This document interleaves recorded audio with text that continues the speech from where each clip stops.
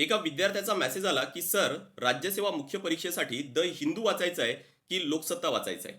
माझा तुम्हा सर्वांना एक प्रश्न आहे की आयोग लोकसत्ता किंवा द हिंदू किंवा इंडियन एक्सप्रेस हे पेपर वाचून खरंच प्रश्न काढत असणार का? की आयोग हे विचार करणार आहे की नेमकं आता करंटमध्ये कोणकोणते इश्यूज आहेत, त्या इश्यूजवर आपल्याला प्रश्न तयार करायला पाहिजेत. तर हा आपण विचार करायला नाही पाहिजे का?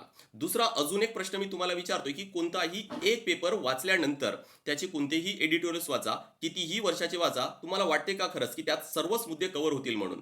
आणि त्यामध्ये पण त्या मुद्द्याचे दोनही बाजू कव्हर झालेत पाहिजेत. आपल्याला दोन्हीही बाजू आहेत त्या माहीत असायला पाहिजेत.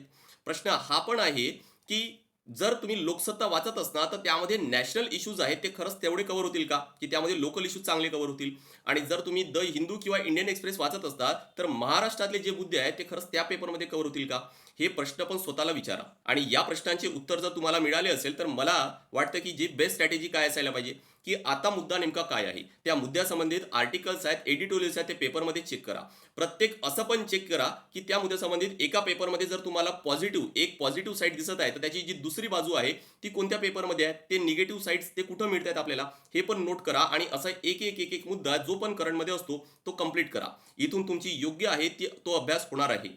इम्पॉर्टंट हे नाही आहे आपल्यासाठी की आपण पेपर कोणतं वाचतोय. आपली प्रायोरिटी हे असायला पाहिजे की आपले टॉपिक्स हे किती जास्तीत जास्त कव्हर होत आहेत.